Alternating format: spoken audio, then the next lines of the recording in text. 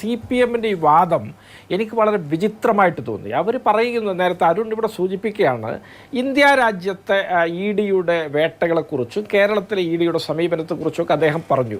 ഈ ഇന്ത്യ മുന്നണിയിലെ മുഴുവൻ നേതാക്കളുടെയും പാർട്ടികളുടെയും അഭിപ്രായം എന്താണെന്ന് വെച്ചാൽ, ഇവർ അന്വേഷണ ഏജൻസികളെ ഇന്ത്യ മുഴുവൻ ദുരുപയോഗപ്പെടുത്തുകയാണ് എന്നുള്ളതാണ് ഞങ്ങളുടെ നിലപാട്. അതിനകത്ത് യാതൊരു മാറ്റവുമില്ല. അപ്പോൾ CPM-ന്റെ കേരള ഘടകക്കാർ പറയുന്നു, മറ്റിടങ്ങളിൽ ഇവിടെ നാഷണൽ ഹെറാൾഡിനെ ഫ്രീസ് ചെയ്തു, അതിൻ്റെ തുക ഫ്രീസ് ചെയ്തു, രാഹുൽ ഗാന്ധിയെ, സോണിയാഗാന്ധിയെ, ചിദംബരത്തെ, ശിവകുമാറിനെ, സ്റ്റാലിൻ്റെ സഹപ്രവർത്തകരെ, മമതയുടെ സഹപ്രവർത്തകരെ ഒക്കെ, അരവിന്ദ് കെജ്രിവാളിനെ, ഹേമന്ത് സോറിനെ ഒക്കെ അറസ്റ്റ് ചെയ്യുന്നത് എന്തൊക്കെയോ ED പറയുന്നുണ്ടല്ലോ, അവരുടെ അടുത്തൊക്കെ തെറ്റുണ്ട് എന്ന്. അതുപോലെയാണ് എന്നൊരു വ്യംഗ്യം, അത് ശരിയാണ് എന്നൊരു തരത്തിലുള്ള ഒരു ഭാഷ്യം കേരളത്തിലെ പിണറായി വിജയന്റെ അനുയായികൾ ചമക്കുന്നത് അതീവ നിർഭാഗ്യകരമാണ്. പിണറായി വിജയൻ മാത്രമാണ് എന്റെ ഇല്ലല്ല. നിങ്ങൾ സുദീർഘമായിട്ട് നിങ്ങൾ ഉപന്യസിച്ചപ്പോ സുദീർഘമായിട്ട് ഉപന്യസിച്ചപ്പോ ഞാൻ ശരിയല്ല. അദ്ദേഹം ഇങ്ങനെ ഇടപെടുന്ന നിലവാരമില്ലാത്ത പണി ശരിയല്ല. അദ്ദേഹം അന്യായം പറഞ്ഞപ്പോ മറുപടി പറയാൻ ഞാൻ താങ്കൾക്ക് സമയം തരാം. ED-യുടെ ഭാഷ്യം CPM പറയുകയാണ്, നാഷണൽ ഹെറാൾഡിന്റെ 1000-നടുത്ത് കോടി രൂപ ഫ്രീസ് ചെയ്തു പോയി എന്നുള്ളത് ED-യുടെ മറ്റ് നടപടികളൊക്കെ നിങ്ങൾ അങ്ങനെ ഇടപെടാൻ പാടില്ല. അങ്ങനെയാണ് നിങ്ങൾ സംസാരിക്കുന്നത്. ഞാൻ മിണ്ടിയിട്ടില്ല. ഭാഷ്യം ചമക്കുന്നു എന്നാ പറഞ്ഞത്. നിങ്ങളുടെ ഭാഷ്യം അതാണ് എന്നാ പറഞ്ഞത്. പിണറായി വിജയൻ അറസ്റ്റ് ചെയ്യാത്തത് ഇവിടെ ഒരു കുഴപ്പമില്ല, അദ്ദേഹം പരിശുദ്ധനാണ്, നിഷ്കളങ്കരാണ്, ചെയ്യാൻ കഴിയുന്നില്ലല്ലോ എന്നും കൂട്ടിച്ചേർത്ത് പറയുമ്പോൾ ED-യുടെ ഔദ്യോഗിക ഭാഷ്യമാണ് നിങ്ങൾ പ്രതിനിധീകരിക്കുന്നത്. നിങ്ങളുടെ ദുഷ്ടലാക്കതിൽ നിന്ന് വ്യക്തമാണ്. പിന്നെ മറ്റൊരു കാര്യം, ഈ രാജ്യത്തുടനീളം ഇത്തരത്തിൽ പ്രതിപക്ഷത്തെ വ്യാജങ്ങൾ ഉപയോഗിച്ചുകൊണ്ട് വേട്ടയാടുമ്പോൾ, അങ്ങനെ വ്യാജം നേരിടേണ്ടി വരാത്ത അണിയിലുള്ള ഒരാളെ കുറിച്ച് വീണ്ടും വീണ്ടും അവർ പ്രകോപിപ്പിക്കുമ്പോൾ ഒരു സംശയം പ്രകടിപ്പിക്കുന്നു എന്നുള്ളത് എൻ്റെ അഭിപ്രായത്തിൽ ആദ്യമേ പ്രകടിപ്പിക്കേണ്ട ഒരു സംശയമാണ്. ഒരണിയിൽ എല്ലാവരെയും ഡ്യൂപ്ലിക്കേറ്റ് പറഞ്ഞുകൊണ്ട് വേട്ടയാടുമ്പോൾ ഒരാളെ മാത്രം വേട്ടയാടാതിരിക്കുക എന്ന് പറഞ്ഞാൽ അന്നം തിന്നുന്നവരെ അതിനർത്ഥം അദ്ദേഹത്തെ നാളെ വേട്ടയാടണമെന്നോ, അദ്ദേഹത്തിന് അപായമുണ്ടാക്കണമെന്നോ, അദ്ദേഹത്തിന് എന്തെങ്കിലും തരത്തിലുള്ള പീഡനങ്ങൾ ഏൽപ്പിക്കണമെന്നോ വ്യാഖ്യാനിച്ചുകൊണ്ട് നിങ്ങൾ ഇതിപ്പോ ഇവിടെ ഈ ചർച്ചയിൽ തന്നെ ചൂണ്ടിക്കാണിച്ചല്ലോ, ഡൽഹിയിൽ അവിടെ ലൈഫ് മിഷൻ കേസിൽ ചെയർമാന്റെ സബോർഡിനേറ്റ് അറസ്റ്റ് ചെയ്യപ്പെടുന്നു. ഇവിടെ സ്വർണ്ണക്കടത്ത് കേസിൽ ഇവിടുത്തെ ആഫീസിന്റെ തലവനെ വെറുതെപ്പെടുന്നു, അതിന്റെ സബോർഡിനേറ്റ് അറസ്റ്റ് ചെയ്യുന്നു. ഇങ്ങനെയൊക്കെ വരുമ്പോ അന്നം തിന്നുന്ന മലയാളികളുടെ മനസ്സിലൊക്കെ കാലങ്ങളായിട്ട് ഈ ചോദ്യങ്ങളുണ്ട്. ആ ചോദ്യങ്ങൾ ഞങ്ങൾക്ക് ചോദിക്കേണ്ടി വരും. നിങ്ങൾ ഞങ്ങളെ കൊണ്ട് ചോദിപ്പിക്കുകയാണ്.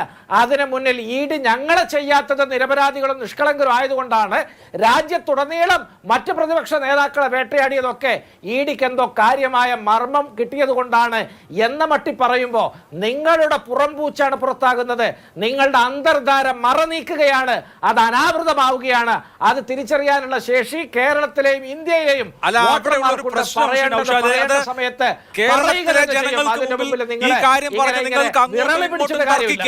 കേരളത്തിലെ ജനങ്ങൾക്ക് മുമ്പിൽ ഈ കാര്യം പറഞ്ഞ് നിങ്ങൾക്ക് അങ്ങോട്ടും ഇങ്ങോട്ടും തർക്കിക്കുക. അരുൺകുമാറിന് അതിന് മറുപടി ഉണ്ടാവും, താങ്കൾക്ക് വീണ്ടും മറുപടി ഉണ്ടാവും. അത് കേരളത്തിലെ രാഷ്ട്രീയം. നോക്കൂ, അവസാനത്തെ ഇന്ത്യ മുന്നണി റാലിയിൽ 2 പ്രധാനപ്പെട്ട ശ്രദ്ധാകേന്ദ്രങ്ങൾ ഉണ്ടായിരുന്നു. ഒന്ന് സുനിത കേജ്രിവാൾ, അരവിന്ദ് കെജ്രിവാളിന്റെ ഭാര്യ. 2 കൽപ്പന സോറൻ, ഹേമന്ത് സോറന്റെ ഭാര്യ. നോക്കൂ, ഈ അരവിന്ദ് കെജ്രിവാളിനെതിരെ ആദ്യം പരാതി കൊടുത്തത് അജയ് മാക്കനും അവിടുത്തെ ഡൽഹി പ്രദേശ് കോൺഗ്രസ് കമ്മിറ്റിയാണ്. നിങ്ങളുടെ അവിടുത്തെ സംസ്ഥാന യൂണിറ്റാണ് മദ്യനയ അഴിമതി ആദ്യം പ്രധാനപ്പെട്ട വിഷയമാക്കി കൊണ്ടുവന്നത്. അരവിന്ദ് കെജ്രിവാൾ അറസ്റ്റിലാവുന്നു, ഇന്ത്യ മുന്നണി റാലി നടത്തുന്നു, പ്രതിപക്ഷത്തിന് നേരെ, പ്രതിപക്ഷ പാർട്ടികൾക്ക് നേരെ ഈ പറഞ്ഞ അന്വേഷണ ഏജൻസികളെ അഴിച്ചുവിടുകയാണ്, വേട്ടനായ്ക്കളെ പോലെ എന്ന് പ്രഖ്യാപിക്കുന്നു. ഇപ്പൊ നാളെ ഇനിയിപ്പോ ഇവിടെ ഞാൻ പറഞ്ഞില്ലേ, ചില കാര്യങ്ങൾ ED-യുടെ ഭാഗത്തുനിന്ന് ഉണ്ടാവുന്നു എന്നൊക്കെയുള്ള സൂചനകളുണ്ട്. നാളെ കേരള മുഖ്യമന്ത്രി എന്തെങ്കിലും നടപടിക്ക് വിധേയമായാൽ ഒരുപക്ഷെ കമല വിജയനെ സ്റ്റേജിലിരുത്തി രാഹുൽ ഗാന്ധി ഇതുപോലെ പ്രസംഗിക്കുമായിരിക്കും. അപ്പൊ നിങ്ങളുടെ ഇക്കാര്യത്തിലെ നാഷണൽ ലെവലിലുള്ള നിലപാട് എന്താണെന്നുള്ളത് പ്രശ്നമാണ്. ഇതിപ്പോ ഒമാൻ ഒഴികെയുള്ള ഗൾഫ് രാജ്യങ്ങളിൽ പെരുന്നാൾ നാളെ ആയിരിക്കും എന്ന് പറയുന്നത് പോലെ കേരളം ഒഴികെയുള്ള ഇന്ത്യൻ സംസ്ഥാനങ്ങളിൽ ED വേട്ടപ്പട്ടിയാണ്, കേരളത്തിന് മാത്രം അങ്ങനെ അല്ല എന്ന് പറയാൻ പറ്റുമോ? അഭിലാഷ, ഞാനൊരു കാര്യം നിങ്ങളോട് പറയട്ടെ. ഇവിടെ ഞാൻ ഇതിൻ്റെ പുറകിലുള്ള കൃത്യമായ രാഷ്ട്രീയം പറഞ്ഞു. ഈ പറഞ്ഞ വാചകത്തിന് പിന്നിലുള്ള വ്യംഗ്യം എന്താണ്, അതിൻ്റെ രാഷ്ട്രീയം എന്താണ്, അതിൻ്റെ മുന എന്താണ് എന്നുള്ളത് ഞാൻ നിങ്ങളോട് വളരെ വ്യക്തമാക്കി പറഞ്ഞു.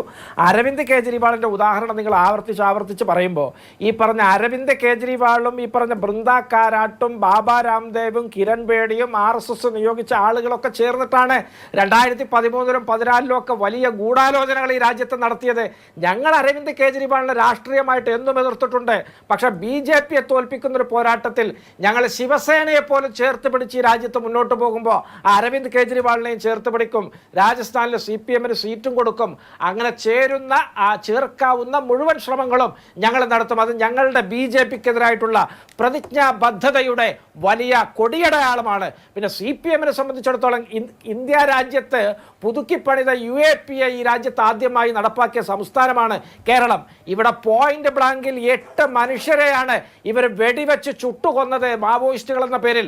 ഇതൊക്കെ ആരുടെ കയ്യടി വാങ്ങാനാണ്, ആരുടെ രാഷ്ട്രീയത്തെ പിന്തുടരാനാണെന്ന് എന്ന് വളരെ കൃത്യമായിട്ട് നമുക്കറിയാം. അതുകൊണ്ടാണ് ആനി രാജ തൊട്ട് CPIയുടെ യുവജന സംഘടന വരെ ഈ പറഞ്ഞ കേരള മുഖ്യമന്ത്രിയെ പല ശൈലികളും പ്രയോഗിച്ചുകൊണ്ട് ഇവിടെ വിശേഷിപ്പിച്ചത്.